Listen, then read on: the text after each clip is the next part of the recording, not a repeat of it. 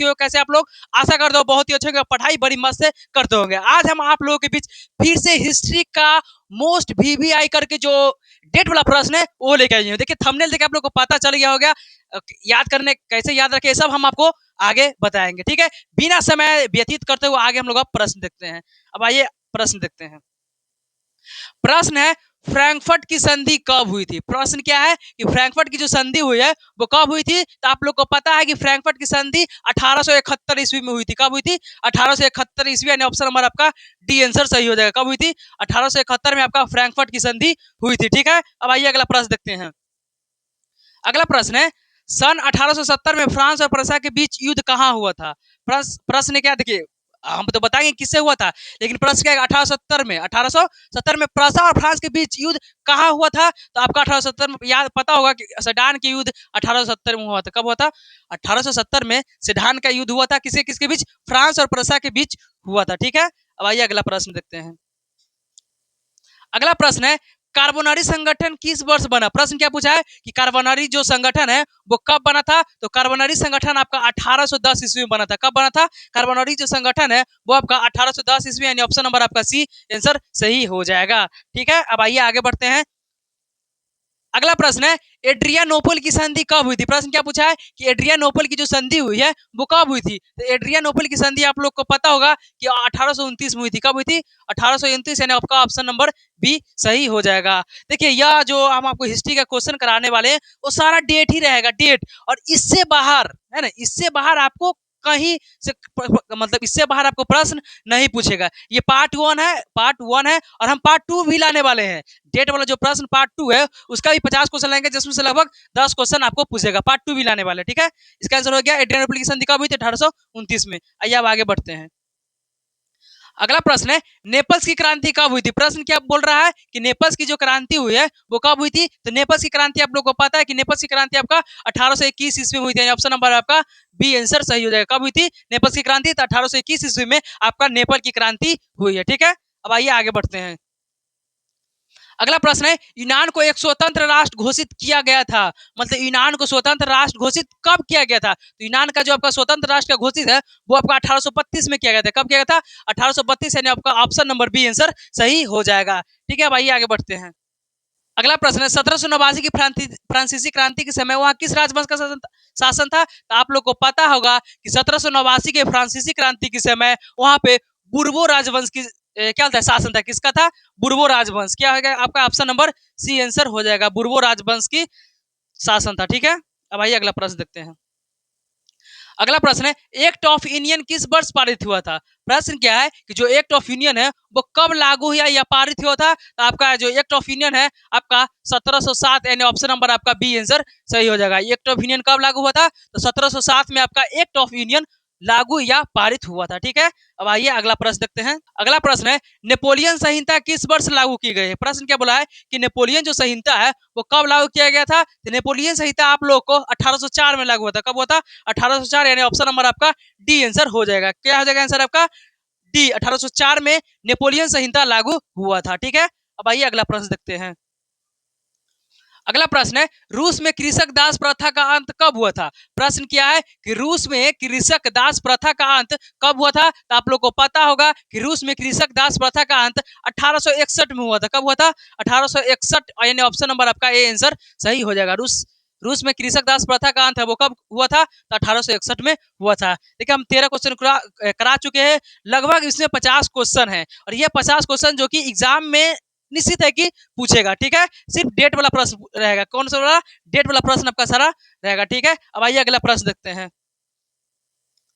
अगला प्रश्न है अंतर्राष्ट्रीय महिला दिवस कब मनाया जाता है? यह क्वेश्चन बच्चा वाला क्वेश्चन है और आप लोग को पता होगा कि अंतर्राष्ट्रीय महिला जो दिवस है वो कब मनाया जाता है? तो 8 मार्च को मनाया जाता है। कब? यानी ऑप्शन नंबर आपका डी हो जाएगा। अंतर्राष्ट्रीय महिला दिवस है वो कब मनाया जाता है? तो 8 मार्च को आपका अंतर्राष्ट्रीय महिला दिवस मनाया जाता है। आइए अब अगला प्रश्न देखते हैं। अगला प्रश्न है बल्शेविक क्रांति कब हुई? प्रश्न क्या बोल रहा है कि बल्शेविक जो क्रांति हुई है वो कब हुई थी? तो बल्शेविक क्रांति आपका नवंबर 1917 में हुई थी। कब हुई थी? नवंबर 1917 में बल्शेविक क्रांति हुई थी। कब हुई थी? नवंबर 1917। ऑप्शन नंबर आपका बी आंसर सही हो जाएगा। ठीक है, अब आइए अगला प्रश्न देखते हैं। अगला प्रश्न है लेनिन की मृत्यु कब हुई है ना। प्रश्न क्या बोला कि लेनिन की जो मृत्यु हुई है वो कब हुई थी। तो लेनिन की मृत्यु आप लोग को पता है कि 1924 में हुई थी। कब हुई थी? 1924 में। अगर पूरा डेट बोलेगा तो आप बता दीजिएगा। 21 जनवरी। कब? 21 जनवरी। 21 जनवरी 1924 को लेनिन की मृत्यु हुई थी। कब हुई थी? 21 जनवरी 1924 को है जो कि लेनिन की मृत्यु हुई थी। ठीक है। अब आइए अगला प्रश्न देखते हैं। अगला प्रश्न है प्रथम इंटरनेशनल की स्थापना किस वर्ष हुई थी। प्रश्न क्या है कि प्रथम इंटरनेशनल की स्थापना कब की गई थी। तो प्रथम प्रथम इंटरनेशनल की जो स्थापना है वो कब की गई थी? 1864 में की गई थी। कब की गई थी? 1864 में प्रथम इंटरनेशनल की स्थापना की गई थी। अब आइए अगला प्रश्न देखते हैं। कम्युनिस्ट मैनिफेस्टो का प्रकाशन किस वर्ष हुआ। प्रश्न क्या पूछ रहा है कि कम्युनिस्ट मैनिफेस्टो का जो है प्रकाशन कब हुआ था। तो कम्युनिस्ट मैनिफेस्टो का जो प्रकाशन हुआ था वो आपका 1848 में हुआ था। कब हुआ था? ऑप्शन नंबर बी आपका आंसर सही हो जाएगा। 1848 में कम्युनिस्ट मैनिफेस्टो का स्थापना हुआ था। ठीक है। आइए अगला प्रश्न देखते हैं। अगला प्रश्न है नवंबर 1917 की रूसी क्रांति के बाद स्थापित सरकार का प्रधान कौन था। प्रश्न क्या बोला है कि नवंबर 1917 है ना। नवंबर 1917 की रूसी क्रांति के बाद स्थापित सरकार का जो प्रधान था वो कौन था। तो आप लोग को पता होगा कि जो सरकार का प्रधान आपका लेनिन था। कौन था? लेनिन था। ऑप्शन नंबर आपका बी आंसर सही हो जाएगा। ठीक है। अब आइए अगला प्रश्न देखते हैं। अगला प्रश्न है 1917 की पहली रूसी क्रांति के किस नाम से जाना जाता है। प्रश्न क्या है 1917 की पहली रूसी क्रांति को किस नाम से जाना जाता है। तो फरवरी की क्रांति। किसकी क्रांति? फरवरी की क्रांति के नाम से जाना जाता है। यानी आपको ऑप्शन नंबर ए सही हो जाएगा। ठीक है। अब आइए अगला प्रश्न देखते हैं। अगला प्रश्न है मार्च 1946 में फ्रांस और वियतनाम के बीच होने वाला समझौता किस नाम से जाना जाता है। क्या बोला है प्रश्न कि 1946 में फ्रांस और वियतनाम के बीच होने वाले समझौता को क्या कहा जाता है। तो आप लोगों को पता है कि फ्रांस और वियतनाम के बीच 1946 में हनोई समझौता हुई थी। कब कौन समझौता? हनोई समझौता हुआ था। कौन समझौता? हनोई समझौता। इन आपका ऑप्शन नंबर बी सही हो जाएगा। और ये जो जिनेवा समझौता है ना आपका 1954 में हुआ था। कब हुआ था? जिनेवा समझौता है वो 1954 में हुआ था। ठीक है। अब आइए आगे पढ़ते हैं। अगला प्रश्न है समाजवाद शब्द का प्रयोग पहली बार किस वर्ष किया गया था। प्रश्न क्या बोला है कि समाजवाद जो शब्द है उसका सबसे पहले बार प्रयोग कब किया गया था। तो आपको पता होगा कि 1827 में किया गया था। कब किया गया था? 1827 में। और कहाँ किया गया था? तो रूस में किया गया था। कहाँ किया गया था? रूस में किया गया था। ठीक। सबसे पहले समाजवाद शब्द का प्रयोग रूस में 1827 ईस्वी में किया गया था। ठीक है। अब आइए अगला प्रश्न देखते हैं। अगला प्रश्न है जिनेवा समझौता कब हुआ था। हम आपको पीछे बताएं कि जिनेवा जो समझौता हुआ है वो कब हुआ था। तो 1954 में हुआ था। कब हुआ था? 1954 में आपका जिनेवा समझौता हुआ था। ऑप्शन नंबर ए आपका सही हो जाएगा। ठीक है। भाई अगला प्रश्न देखते हैं। अगला प्रश्न है संयुक्त वियतनाम का गठन किस वर्ष हुआ है ना। प्रश्न है कि संयुक्त वियतनाम का जो गठन हुआ वो कब हुआ था। तो संयुक्त वियतनाम का गठन आपका 1975 में हुआ था। कब हुआ था? 1975 में संयुक्त वियतनाम का गठन हुआ था। ठीक है। अब आइए अगला प्रश्न देखते हैं। अगला प्रश्न है जापान ने हिंद चीन पर कब अधिकार जमा लिया। प्रश्न क्या बोला है कि जापान ने हिंद चीन पर कब अधिकार जमा लिया था। तो जापान ने हिंद चीन पर आपका 1940 में अधिकार जमा लिया था। कब जमा लिया था? 1940 में जापान ने हिंद चीन पर अपना अधिकार जमा लिया था। ठीक है। अब अगला प्रश्न देखते हैं। अगला प्रश्न है वियतनाम लोकतांत्रिक गणराज्य की स्थापना किस वर्ष हुई। प्रश्न क्या बोला है कि वियतनाम लोकतांत्रिक गणराज्य की स्थापना कब की गई थी। तो वियतनाम लोकतांत्रिक गणराज्य की स्थापना आपका 1945 में किया गया था। कब? 1945 में वियतनाम गणराज्य की स्थापना किया गया था। ठीक है। अब आइए अगला प्रश्न देखते हैं। अगला प्रश्न है कंबोडिया फ्रांस का संरक्षित राज्य कब बना। प्रश्न क्या बोला है कि कंबोडिया फ्रांस का संरक्षित राज्य कब बना था। तो कंबोडिया है ना जो फ्रांस का संरक्षित राज्य आपका 1863 में बना था। कब बना था? 1863 में कंबोडिया फ्रांस का संरक्षित राज्य बना था। आपका ऑप्शन नंबर बी सही आंसर हो जाएगा। ठीक है। अब आइए आगे बढ़ते हैं। अगला प्रश्न है नई आर्थिक नीति कब लागू हुई। प्रश्न क्या है जो नई आर्थिक आर्थिक नीति है वो कब लागू हुई थी। तो नई आर्थिक नीति आपका 1921 ईस्वी में लागू हुई थी। कब हुई थी? 1921 ईस्वी में नई आर्थिक नीति लागू हुई है। ठीक है। अब आइए अगला प्रश्न देखते हैं। अगला प्रश्न है स्कॉलर्स विद्रोह कब हुआ था। प्रश्न क्या बोल रहा है कि स्कॉलर्स जो विद्रोह है वो कब हुआ था। तो स्कॉलर्स विद्रोह आपका 1866 में हुआ था। कब हुआ था? 1866 में स्कॉलर्स विद्रोह हुआ था। देखिए हम आपको हिस्ट्री का जो भी डेट वाला प्रश्न है वो हम आपको करा रहे हैं और हम चाहते हैं कि आप लोग अपना दोस्त को शेयर कर दीजिए ताकि वह ये वीडियो वो देख लेंगे। ठीक है। अब आइए अगला प्रश्न करते हैं।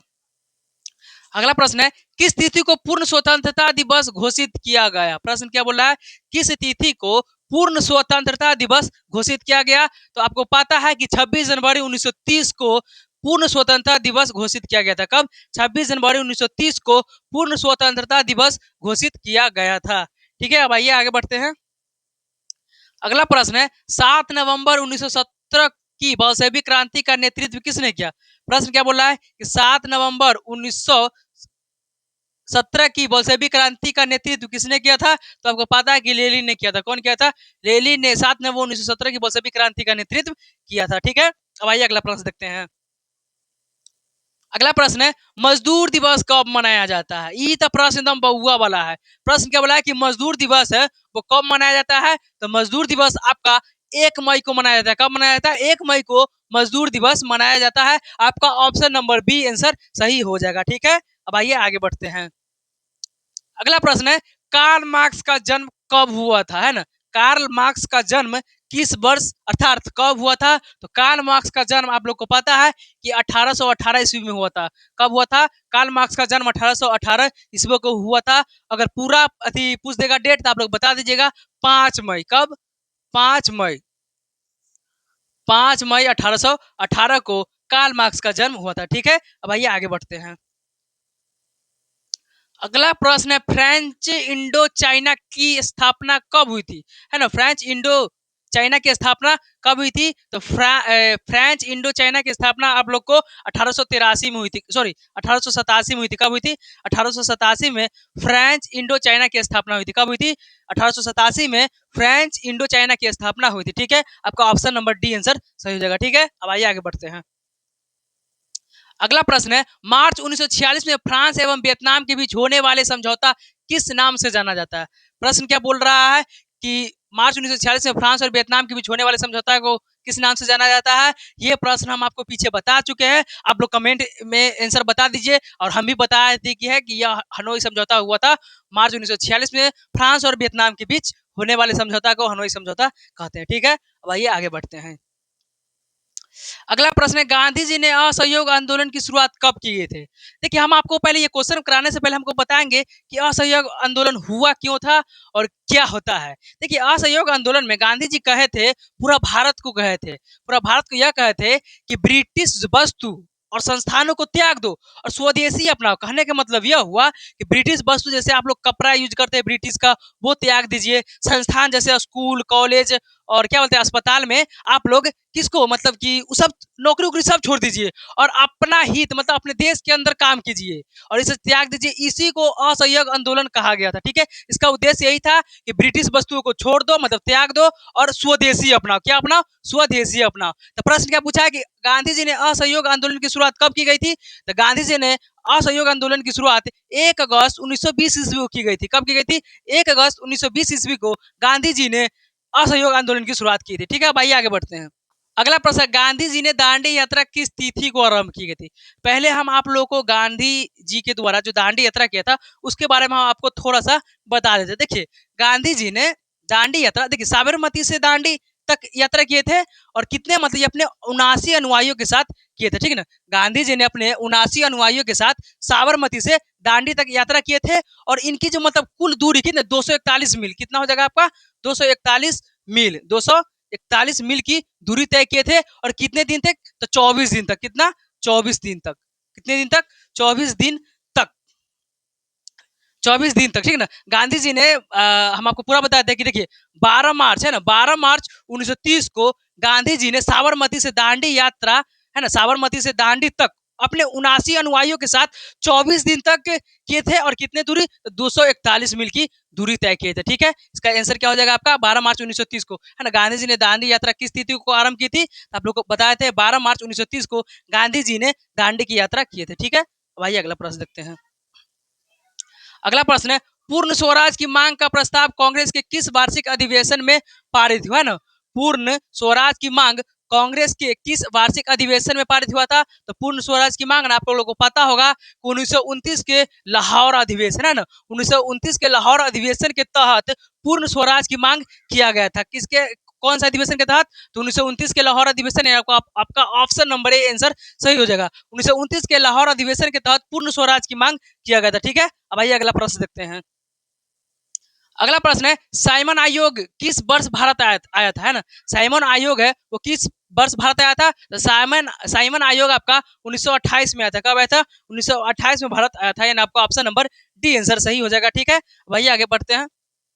अगला प्रश्न है, रंपा विद्रोह कब हुआ था? प्रश्न क्या पूछा है कि रंपा जो विद्रोह हुआ है वो कब हुआ था? रंपा विद्रोह आपका 1916 में हुआ था। कब हुआ था? 1916 में। आपका ऑप्शन नंबर ए आंसर सही हो जाएगा। रंपा विद्रोह 1916 में हुआ है। ठीक है, अब आइए अगला प्रश्न है, जलियांवाला बाग हत्याकांड किस तिथि को हुआ था? देखिए, जलियांवाला बाग हम आपको बताने से पहले हम आपको बताना चाहते हैं कि जलियांवाला बाग हत्याकांड से पहले एक और कानून पारित हुआ था, जिसका नाम था क्या नाम था? रॉलेट एक्ट नाम था। क्या नाम था? रॉलेट एक्ट, है ना? रॉलेट एक्ट, रॉलेट एक्ट नाम था। क्या नाम था? Rowlatt act. ये कब हुआ था? 18 मार्च, है ना? 18 मार्च 1919 को भारत में लागू हुआ था। देखिए, यह एक ऐसा कानून था जिसमें भारतीयों को बिना केस और मुकदमे का, है ना, जिसमें भारतीयों को बिना केस और मुकदमे को जेल के अंदर डाल दिया जाता था। इसी के विरोध में, मतलब रॉलेट एक्ट के विरोध में जलियांवाला बाग हत्याकांड हुआ। जलियांवाला बाग हत्याकांड स्टार्ट हुआ। और ये कहाँ से हुआ था? अमृतसर के जलियांवाला बाग में हुआ था। और वहां पर एक अंग्रेजी अधिकारी था जिसका नाम था जनरल डायर। उन्होंने, है ना, उन्होंने भारतीयों पर अंधाधुंध गोली चलाने की आदेश दे दिया, जिससे लगभग में सैकड़ों हजारों लोगों की, भारतीयों को मौत हो गई थी। ठीक है ना? लेकिन प्रश्न क्या पूछा है कि जलियांवाला बाग हत्याकांड कब हुआ था? तो 13 अप्रैल 1919 को, है ना? कहाँ गया? 13 अप्रैल 1919 को आपका जलियांवाला बाग हत्याकांड हुआ था। और रॉलेट एक्ट कब हुआ था? 18 मार्च 1919 को हुआ था। ठीक है, अब आइए आगे बढ़ते हैं। अगला प्रश्न है, दक्षिण अफ्रीका से गांधी जी किस वर्ष भारत वापस आए थे? प्रश्न क्या है कि गांधी जी दक्षिण अफ्रीका से किस वर्ष भारत आए थे? हम आपको बताते हैं कि देखिए, दक्षिण अफ्रीका से गांधी जी ना गए कब थे पता है? आपको पता है कि 1893 में गए थे। कब गए थे? 1893 में गांधी जी दक्षिण अफ्रीका गए थे। लेकिन प्रश्न क्या पूछा है कि गांधी जी दक्षिण अफ्रीका से कब आए थे? गांधी जी थे वो कि दक्षिण अफ्रीका से आपका 1915 में आए थे। कब आए थे? 1915 में गांधी जी आए थे। कहाँ से? दक्षिण अफ्रीका से आया था। ठीक है, भाई अगला प्रश्न देखते हैं। अगला प्रश्न है, लखनऊ समझौता कब हुआ था, है ना? लखनऊ समझौता कब हुआ था? तो आप लोग को पता है कि लखनऊ समझौता आपका 1916 में हुआ था। आपका ऑप्शन नंबर ए आंसर सही हो जाएगा। लखनऊ समझौता कब हुआ था? 1916 में हुआ था। ठीक है, अब आइए अगला प्रश्न देखते हैं। गांधी जी ने नमक कानून किस तिथि को भंग किया था? प्रश्न क्या है कि गांधी जी ने नमक कानून को कब भंग किया था? तो गांधी जी ने नमक कानून आपका 6 अप्रैल 1930 को भंग किए थे। कब किए थे? 6 अप्रैल 1930 को गांधी जी ने नमक कानून को भंग किया था। ठीक है, भाई अगला प्रश्न देखते हैं। अगला प्रश्न है, खलीफा पद की समाप्ति तुर्की में कब संपन्न की गई? प्रश्न क्या है, खलीफा पद की समाप्ति तुर्की में कब की गई थी समाप्त? तब 1924 में की गई थी। कब की गई थी? 1924 में खलीफा पद की समाप्ति तुर्की में की गई थी। ठीक है, अब आइए अगला प्रश्न देखते हैं। अगला प्रश्न है, किस तिथि को पूर्ण स्वतंत्रता दिवस घोषित किया गया? प्रश्न क्या है कि किस तिथि को पूर्ण स्वतंत्रता दिवस घोषित किया गया था? तो आप लोग को पता है कि 26 जनवरी 1930 को पूर्ण स्वतंत्रता दिवस घोषित किया गया था। कब? 26 जनवरी 1930 को पूर्ण स्वतंत्रता दिवस घोषित किया गया था। ठीक है, अब आइए अगला प्रश्न देखते हैं। अगला प्रश्न है, 1911 में बंगाल के विभाजन किसने वापस ले लिया? प्रश्न क्या है कि 1911 में बंगाल विभाजन किसने वापस ले लिया था? तो 1911 के बंगाल विभाजन आपका लॉर्ड हार्डिंग, है ना, वही वापस ले लिए थे। कौन लिया था? लॉर्ड हार्डिंग ने 1911 में बंगाल विभाजन को वापस ले लिया। ठीक है, भाई अगला प्रश्न देखते हैं, है ना? तो इसी के साथ प्रश्न खत्म हो गया है। अगर वीडियो आपको अच्छा लगा है तो वीडियो को लाइक कीजिए, सब्सक्राइब कीजिए। मिलते ही अगले वीडियो में। जय हिंद।